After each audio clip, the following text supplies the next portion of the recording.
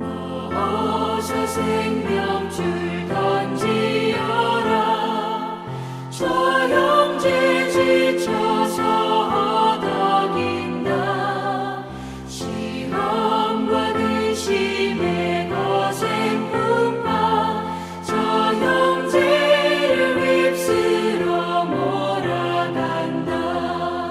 생명줄 던져 생명줄 던져 물속에 빠져간다. 생명줄 던져 생명줄 던져 지금 곧 던지어라.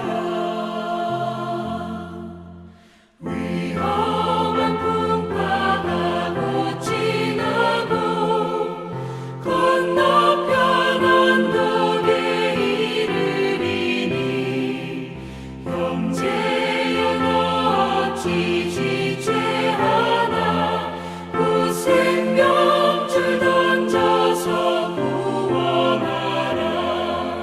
생명줄 던져 생명줄 던져 물속에 빠져간다. 생명줄 던져 생명줄 던져 지금 곧 던지어라.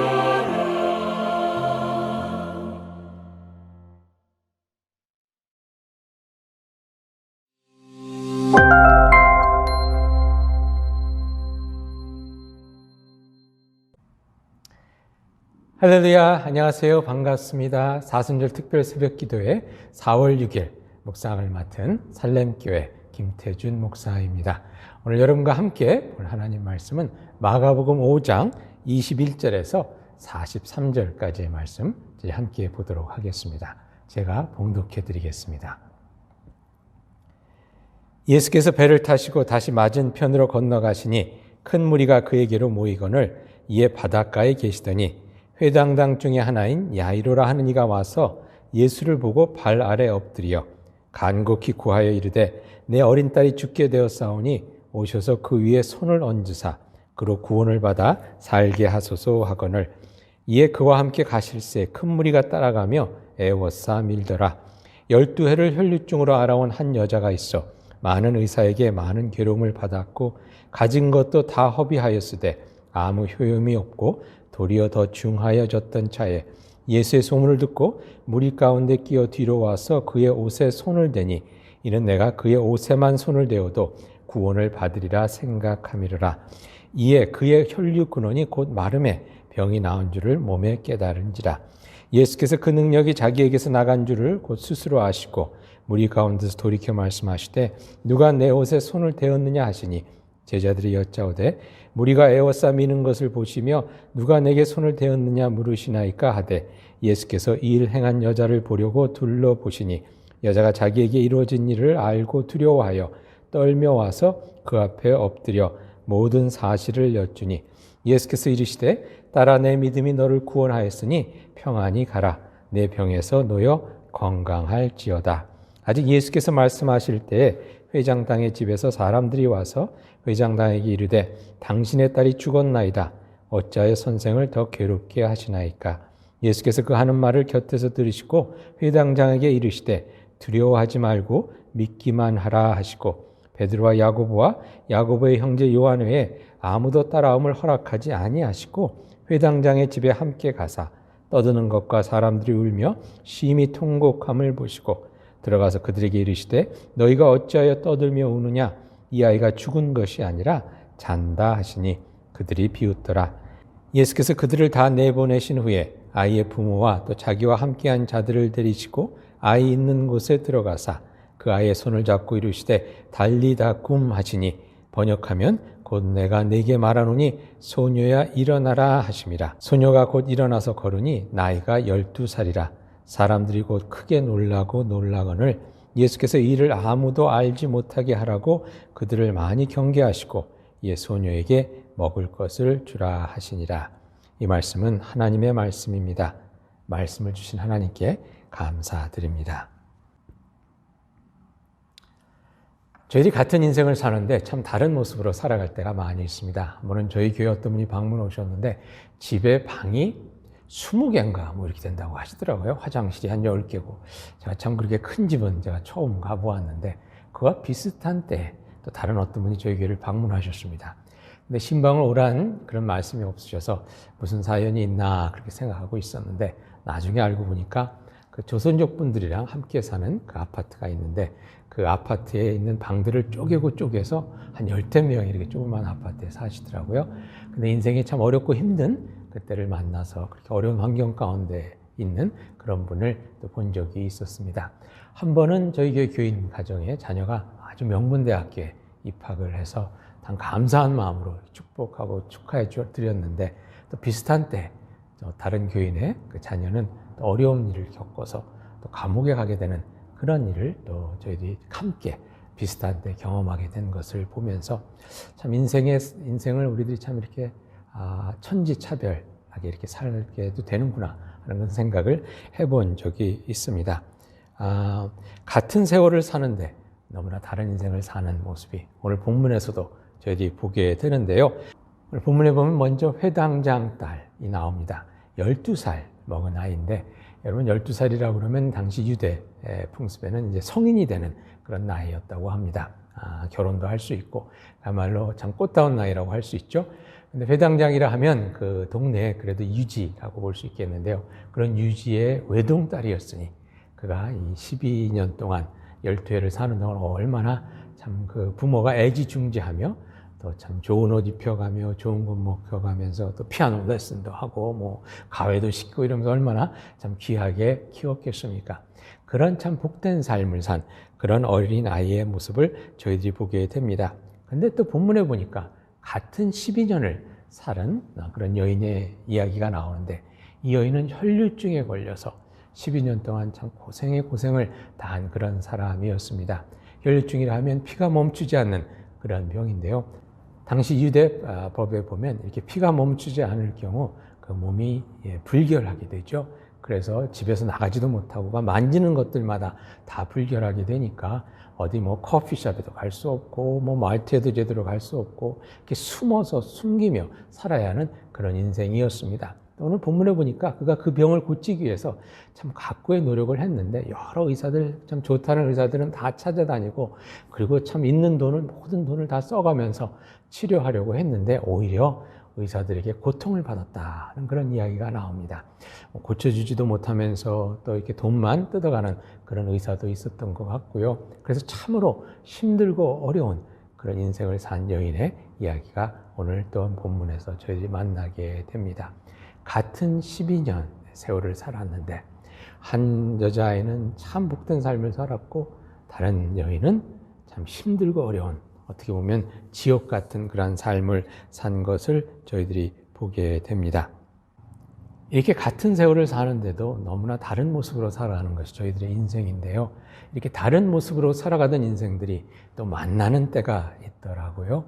큰 집에서 살던 분이나 또 아파트에 방을 쪼개서 그렇게 어렵고 힘들게 사는 분이나 인생을 살다 보니 그 마음이 또 허무하고 또 힘든 가운데 참 한번 교회나 나가볼까, 예수를 한번 믿어볼까 하는 마음으로 같은 예배당에 와서 같이 예배 드리는 것을 저희들이 보게 됩니다. 그리고 명문대학교 간 그런 자녀를 둔 부모나 또 참 감옥에 가서 힘들게 된 그런 자녀를 둔 부모나 참 그 자식 걱정에 똑같이 새벽 기도에 나와서 똑같은 곳에서 또 똑같은 시간에 그 자녀를 위해 기도 드리는 모습을 저희들이 보게 됩니다. 이렇게 다른 인생들이 또 어려움 가운데 함께 만나는 그곳에서 우린 또한 그들이 예수님을 만나는 것을 보게 됩니다. 오늘 본문에 나오는 12해 동안 혈류증을 앓은 여인은 진정 인생의 바닥을 치는 그런 어려움 가운데서 또 예수님을 만남으로 그 병이 낫는 것을 저희들이 보게 되죠. 또 12해 동안 애지중지 고이 자란 그 아이도 또 참 그 어린 나이에 또 죽음이라는 참으로 힘들고 어려운 그 위기를 만나는 것을 저희 오늘 본문에서 보게 됩니다. 그러는 가운데 그녀 또한 예수님을 만남으로 해서 저희 인생에 또 새로운 은혜의 장이 열리는 것을 오늘 본문에서 보게 되죠. 오늘 본문은 또한 이렇게 전혀 다르지만 똑같이 어려운 삶을 살고 있는 이 소녀와 여인을 한 이야기 속에서 만나게 되죠. 또 그러는 가운데 또 이 이야기는 인생이 예수님을 만나는 것으로 함께 이어집니다. 여러분, 이것이 오늘 이 두 이야기가 함께 전하고 있는 메시지입니다. 행복한 12해를 살았던, 힘들고 지옥 같은 12해를 살았던 그 어떠한 인생이든지 우리들이 만나야 할 분은 예수님이라는 것입니다. 소녀의 삶 속에서도, 또 여인의 삶 속에서도, 또 그것이 또 할머니의 삶이라고 하더라도요, 그 인생의 여정 가운데 또는 끝자락에서라도 우리는 예수님을 만나야 우리 삶은 예수님을 만남으로 온전케 된다는 것이 오늘 본문이 전해주고 있는 메시지입니다. 오늘 본문을 같이 이렇게 보면서 왜 12해일까 하는 그런 생각을 해봤습니다. 왜 12살이고 왜 12해일까? 뭐 여러 가지 또 생각을 해볼 수 있겠지만, 여러분 성경에 보면 12이라는 숫자는 하나님의 백성을 나타내는 숫자였죠. 구약에 보면 12지파가 있었고, 신약에 보면 예수님의 12제자가 있었습니다. 그러니까 어떻게 보면 모든 하나님의 백성들, 모든 하나님의 자녀들을 일컫기 위해서 이 12이라는 숫자를 쓰지 않았나 하는 생각을 해보게 되는데요. 즉 오늘 본문에서 모든 인생은, 이야기하는 것은 모든 인생은 예수님을 만나야 한다는 것을 12이라는 숫자를 통해서 암시하고 있는 것 같습니다. 어떤 인생길을 가든지 우리가 만나야 할 이는 예수님이십니다. 좀 더 정확하게 얘기를 해보면요, 어떠한 인생길이든지 어떠한 인생길을 가든지 그 끝에는 예수님이 기다리고 계시다는 것을 저희들이 꼭 알았으면 합니다. 여러분, 그렇게 인생을 살면서 뭐 이런 모습으로 살 수도 있고 저런 모습으로도 살 수 있지만 그 인생길에서 저희를 기다리고 계신 예수님을 꼭 만나는 그런 은혜와 축복을 누리실 수 있기를 바랍니다. 성경에 보면 그렇게 기다리고 계시는 예수님을 저희들이 보게 됩니다. 삭개오라 여러분 기억하시죠? 삭개오 이야기 보면 삭개오는 욕심스러운 그 인생길 끝에, 그의 욕심스러운 그런 그 인생길 끝에 예수님이 기다리고 계셨습니다. 그래서 삭개오를 보자마자 내가 너희 집에 좀 가야 되겠다 하고 대뜸 말씀하셨죠. 그리고 삭개오의 집에 구원이 임하는 것을 저희들이 보게 됩니다. 삭개오의 그 집에 하나님의 구원이 임하는 것을 보기를 원하셨기에 예수님께서 저를 만나기를 기다리셨다는 것입니다. 베데스다 연못의 병자의 고통스러운 38년 인생의 그 끝자락에 예수님이 계셨습니다. 베데스다에서 38년을 기다려온 그가 만난 이는 물을 휘젓는 천사가 아니라 저의 병을 그냥 곧장 고쳐주시고 저로 하여금 그 자신의 그 자리를 들고 일어서서 갈 수 있도록 저에게 귀한 은혜를 베풀어 주신 예수님이지 아니었습니까? 엠마오로 정처 없이 향했던 제자들의 그 길이 끝나는 곳에서 빵과 포도주를 들고 기다리고 계셨던 분은 바로 또한 예수님이셨습니다. 부활하신 예수님이셨습니다. 그들은 그 부활하신 예수님을 만나 한 걸음에 다시 예루살렘으로 뛰어올 수 있는 힘을 얻게 되는 것을 보게 됩니다. 여러분, 증오에 가득 차 눈에 보이는 것이 없던 사울을 다메섹 도상에서 예수님이 기다리고 계셨습니다. 그의 씩씩거리는 마음을 그 피 묻은 손으로 어루만져 주시며 그를 생명의 길로 부르신 분은 바로 십자가에서 그를 위해서 죽으신 예수님 아니셨습니까? 여러분, 여러분의 인생길이 어떠했든지 기다리고 계신 그 예수님을 꼭 만나는 이 사순절 기간, 또 부활주일이 될 수 있기를 간절히 간구합니다. 그 어떤 인생을 살았던 우리에게 필요한 분은 예수님이십니다. 그 어떤 삶의 모습으로 살아가고 있든지 그 예수님을 만나셔서 죽음을 이기는 부활의 능력과 함께 나의 힘들고 어려운 문제를 해결해 주심으로 말미암아 새로운 생명의 길로 가게 하시는 그 예수님을 꼭 만나실 수 있기를 바랍니다. 여러분, 예수님께서 여러분의 여정 가운데 여러분을 기다리고 계십니다. 그 예수님을 만나는 은혜와 복이 있기를 다시 한번 축원드립니다. 기도하시겠습니다. 저희들 삶의 여정 가운데 저희를 기다리고 계시는 주님, 주님의 은혜에 감사를 드립니다.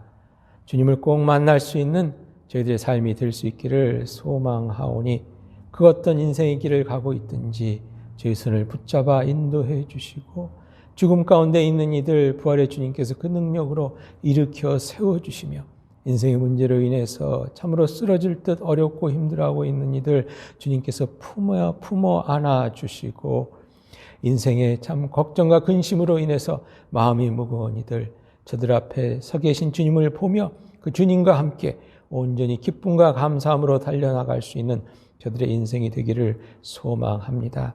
이 아침 주님의 은혜를 사모하며 이 자리에 나왔사오니 주님, 저희들 가운데 만나주시는 그 주님으로 인하여 저희들이 참으로 새로운 꿈을 꾸게 되고 새로운 용기를 얻어 또 이 땅을 힘차게 살아갈 수 있기를 간절히 소망할 때 이 모든 말씀 우리 주 예수 그리스도 이름으로 기도하옵나이다. 아멘.